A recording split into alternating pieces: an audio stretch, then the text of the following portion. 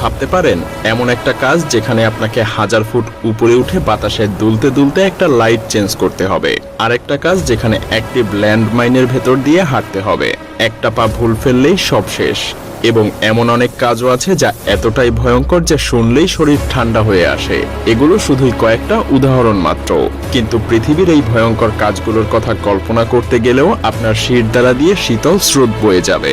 মৃত্যুর কাছাকাছি গিয়ে জীবনযুদ্ধে নামা এই কাজগুলোতে এক মুহূর্তের জন্য ভুল করার কোনো উপায় নেই। তো চলুন ঢুকে পড়ি সেই ভয়ঙ্কর জগতে যেখানে মৃত্যুর ছায়া প্রতিটা মুহূর্তে হাত বাড়িয়ে অপেক্ষা করে। প্রতিটা পদক্ষেপে, প্রতিটা নিঃশ্বাসে যেন মৃত্যুর শীতল স্পর্শ, যেখানে একটু ভুল করলেই সব শেষ। প্রথমেই চলুন শুরু করা যাক কুরিয়ার ডেলিভারি ম্যানদের দিয়ে, কারণ আপনি বিশ্বাস করুন আর না করুন এদের কাজই পৃথিবীর মধ্যে সবচাইতে জীবননাশকারী কাজের মধ্যে অন্যতম। আমি জানি আপনার মনে হচ্ছে কিভাবে একটা সাইকেল চালানো এতটা বিপজ্জনক হতে পারে। সত্যি বলতে আপনি যখন এই মানুষগুলোকে রাশ আওয়ারের ভিড়ে দ্রুত গতিতে গাড়ির মাঝ দিয়ে বেরিয়ে যেতে দেখবেন তখন সবকিছুই পরিষ্কার হতে শুরু করবে। এরা চলন্ত গাড়ির ফাঁকে ফাঁকে স্লাইড করে চলে, লাল বাতি অতিক্রম করে আর পথচারীদেরকে পাশ কাটায় একই সাথে। এটা অবিশ্বাস্য, কিন্তু পরবর্তী কাজ আরো বেশি অবিশ্বাস্য। কারণ আপনার যাত্রাপথ যাই হোক না কেন, আমি বাজি ধরছি যে আপনার অফিসে পৌঁছাতে শত শত ফুট উপরে উঠতে হয় না, যেমনটা এই ক্রেন অপারেটরদেরকে করতে হয়।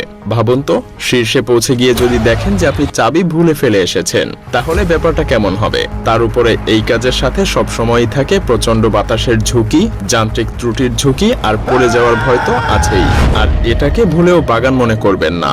সত্যি বলতে এটা যেন এক মৃত্যুপুরী, কারণ এই জায়গায় কাজ করা গার্ডেনাররা প্রতিদিন মৃত্যুর খুবই কাছাকাছি অবস্থান করে। এটা প্রিজন গার্ডেন, যেখানে পৃথিবীর সবচাইতে ভয়ঙ্কর বিষাক্ত 100টারও বেশি গাছ রয়েছে। ভ্রমণ করতে এলে গেটে এই দারুণ সতর্কতা চিহ্নটা আপনাকে স্বাগত জানাবে। গার্ডেনারদের সবসময় পুরোপুরি হ্যাজমেট স্যুটে থাকতে হয়, কারণ এই গাছগুলোর কিছু গাছ এমনও আছে যেগুলো শুধু কাটলেই আপনার হৃদস্পন্দন বন্ধ হয়ে যেতে পারে। এখানে আছে ফটোটক্সিক উদ্ভিদ, যেটা আপনার ত্বকে স্থায়ী জ্বালাপোড়া তৈরি করবে এবং সেটা 7 বছর পর্যন্ত ফোস্কা রাখবে। এই গাছের বীজ যদি গুঁড়ো করে খাওয়ানো হয় তবে সেটা আপনাকে মেরে ফেলবে। পাতা, মূল এবং কাণ্ড সবই মারণঘাতী। হ্যাঁ, এই ফুলগুলো একদমই নিষ্ঠুর, তবে অন্তত এগুলো আপনাকে 2 টুকরা করবে না, যেভাবে 2 তলার সমান এই জাহাজের প্রোপেলার করবে। আসলে এগুলো ময়লা হয়ে গেলে তা পরিষ্কার করতে পানি স্প্রে করা যায় না। কাউকে না কাউকে এই বিশাল জাহাজগুলোর নিচে ডুব দিয়ে এই সমস্ত ধারালো প্রোপেলারগুলোকে পরিষ্কার করতে হয়, যাতে জাহাজটা নির্বিঘ্নে চলতে পারে। শুধু খেয়াল রাখতে হবে যেন জাহাজের ইঞ্জিন বন্ধ থাকে। তারপরও জাহাজের নিচের অংশে আসলেই এটা অনেক কঠিন হয়ে পড়ে। তারপরও তাদের সেখানে বেশ কিছুক্ষণ ধরে থাকতে হয়। আমি খুশি যে আমি তাদের জায়গাতে নেই, তবে আমি আরো বেশি খুশি যে আমি এই বাস ড্রাইভারের জায়গায়ও নেই, কারণ তার উপরে রয়েছে পৃথিবীর সবচাইতে বিপজ্জনক বাস রুটের যাত্রীদের নিয়ে যাওয়ার মহান দায়িত্ব। কারণ এই বাসটা লিমা শহরের পাহাড়ি পিচ্ছিল সংকীর্ণ রাস্তা দিয়ে চলে গেছে, যা আন্দিজ পর্বতের অনেক উঁচুতে অবস্থিত। এই বাসের জানালার পাশে বসলে যেন স্বস্তির পরিবর্তে আপনাকে আতঙ্ক ঘিরে ধরবে, কারণ এখানকার প্রধান আকর্ষণই থাকে হঠাৎ পতন আর মৃত্যুর স্মৃতিস্তম্ভ।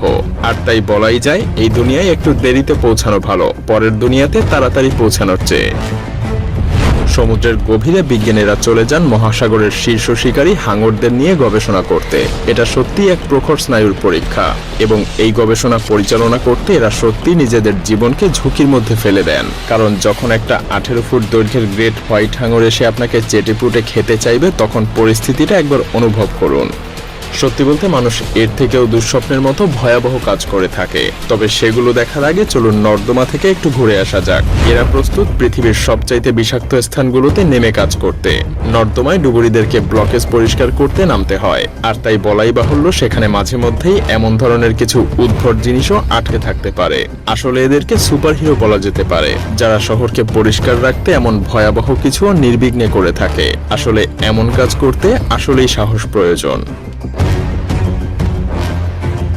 তবে প্রকৃতির সাথে লড়াইয়ের মধ্যে কোনো নিরাপত্তা নেই, কারণ স্টর্ম চেজারদের একমাত্র প্রধান কাজ হচ্ছে চরম আবহাওয়ার মধ্যে সংগ্রাম করে যাওয়া এবং যতটা সম্ভব টর্নেডোর কেন্দ্রবিন্দুতে পৌঁছে যাওয়া। এরা বিজ্ঞানের জন্য টর্নেডোর পেছনে ছুটে যায়। যে কোনো দিন এদেরকে প্রস্তুত থাকতে হয় শিলাবৃষ্টি, বজ্রপাত এবং আকস্মিক বন্যা এড়িয়ে ঝড়ের কেন্দ্রে ক্যামেরা সেট আপ করার জন্য। হ্যাঁ, প্রকৃতির ক্রোধের সাথে প্রতিটা মুহূর্তে স্টর্ম চেজাররা যেন জুয়া খেলে।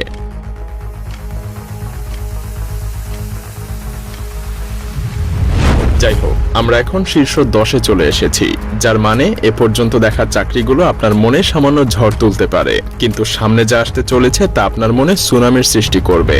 দেখুন, শুধু উপরে উঠে লাইট পাল্টানোই না, আসল কাজ শুরু হয় যখন তারা উপরে পৌঁছে মেরামতের কাজ শুরু করে। ভুল বুঝবেন না, তাকে সব পথ পেরিয়ে আবারও নিচে নামতে হবে। এদের জন্য কোনো বেস জাম্পিং নেই, যদিও সেটা থাকলে দারুণ হতো। ভাগ্য ভালো এমন শ্রমিকদের 6 মাসে মাত্র একবার উপরে উঠতে হয়, কারণ আমার মনে হয় না এ ধরনের দৃশ্যের মজা কেউ সারা বছর ধরে নিতে চাইবে। তবে হ্যাঁ, বছরের সেরা মুহূর্ত কিন্তু এটাই। কিন্তু এদেরকে সারা বছর ধরেই কাজ করে যেতে হয়, আর এই ইলেকট্রিশিয়ানদের প্রাণটা জীবন্ত বিদ্যুৎ চুম্বক আর 1000 ফুট উচ্চতা থেকে না পড়ে থাকার উপরেই নির্ভর করে। এদের কারণেই আপনি এখন এই ভিডিওটা দেখতে পাচ্ছেন। আর যতটুকু সময়ের মধ্যে আপনি লাইক আর সাবস্ক্রাইব বাটন চাপবেন, ঠিক ততক্ষণেই এদের সবকিছু গড়বড় হয়ে যেতে পারে। হ্যাঁ, এরা সত্যিই হাই ভোল্টেজ বিদ্যুৎ লাইনে কাজ করে, যেমন 1 লাখ ভোল্টেরও বেশি বিদ্যুৎ বয়ে নিয়ে যায় এই লাইনগুলো। তাই একদম সামান্য ভুলও অনেক বড় করুণ পরিণতি নিয়ে আসতে পারে।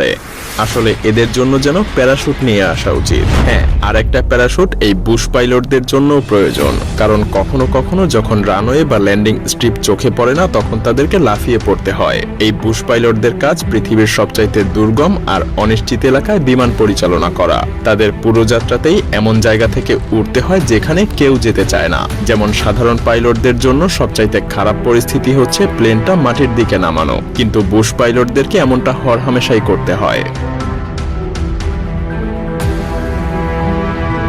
পরিচিত হন স্টিভ কেচারের সাথে। তিনি একজন ফুল টাইম তুষারধস চিত্রগ্রাহক এবং একজন পেশাদার ম্যাডল্যাড, যিনি বছরে $1 লাখ আয় করেন তুষারধস তৈরি এবং তার ছবি তুলে। এই কাজে সবচাইতে ভয়ঙ্কর ব্যাপার হলো খুব বেশি দূরে থাকলে শট মিস হয়ে যেতে পারে, আবার খুব কাছে থাকলে তার নিজেরই মৃত্যু ঘটতে পারে। মজার ব্যাপার হলো উনি শুধু ভয়াবহ এই প্রাকৃতিক ঘটনার দৃশ্যগুলোই ধারণ করছেন না, উনি নিজেই সেগুলো ঘটাচ্ছেন পাহাড়ের উপরে ডিনামাইট বসিয়ে।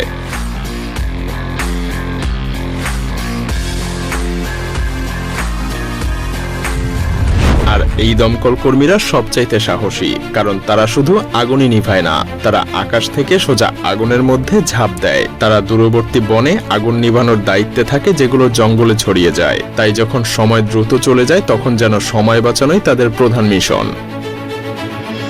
কিন্তু এবার আমাদেরকে কথা বলতে হবে এমন একটা কাজের যা এতটাই পাগলামো যে মনে হবে এটা বানানো। মূলত অ্যান্টিভেনম ওষুধের জন্য প্রয়োজনীয় মূল উপাদান হলো বিষ নিজেই। সাপের কামড়ের ক্ষতস্থান যদি চিকিৎসা ছাড়া থাকে, তবে সাপের কামড়ের চারপাশের টিস্যুগুলো মরতে শুরু করে এবং তখন আপনার প্রধান অঙ্গগুলো কাজ করা বন্ধ করে দিবে। আর এই অ্যান্টিভেনম সংগ্রহ করাই সব থেকে বিপজ্জনক। পুরো আমেরিকায় এমন মাত্র 4 জন মানুষ আছে, যাদের মধ্যে একজন হলো জিম হ্যারিসন, একজন অভিজ্ঞ এবং এমন ব্যক্তি যিনি 2 ঘন্টায় 150 সাপের বিষ সংগ্রহ করতে পারেন। আর এই দুঃসাহসিক কর্মকাণ্ডগুলোই তার হাতের এই পরিণতি করেছে। বিশ্বের নেতাদের মতো নিরাপত্তা যেন আর কারো নেই। কোনো প্রেসিডেন্টকে মারতে হলে প্রথমে আপনাদেরকে এদের পার করতে হবে, আর সেটা মোটেও সহজ কাজ না। উদাহরণস্বরূপ ভেনিজুয়েলার প্রেসিডেন্টের ভাষণের সময় এক আক্রমণে বডিগার্ডদের এই প্রতিক্রিয়া দেখুন। এরা মোটামুটি একটা মানব শিল্ড, আর কিম জং উনও এই ঝুঁকি নিতে রাজি নয়।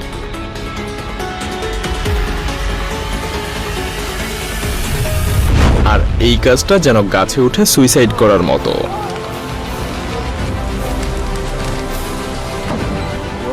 এটা আসলে একটা চরম বিপজ্জনক কাজ। ধারালো হাতিয়ার এবং গাছ থেকে পড়ে যাওয়ার ঝুঁকি প্রতি মুহূর্তে আপনাকে ঘিরে ধরবে। এই কাজ কখনোই নিরাপদে করা সম্ভব না।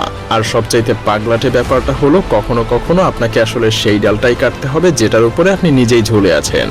অস্বাভাবিক এই গাছের ঝুঁকি যদি আপনাকে চিন্তায় ফেলে দেয়, তাহলে বলাই যায় সমুদ্র আপনার ঘুমই কেড়ে নিবে। হ্যাঁ, যখন সমুদ্র আর মানুষের লড়াই চলে, তখন কেবল একজনই বিজয়ী হয়। যেমন পরিসংখ্যান বলে, সামুদ্রিক মৎস্যজীবীদের মৃত্যুর হার অন্য যে কোনো কাজের তুলনায় 23 গুণ বেশি।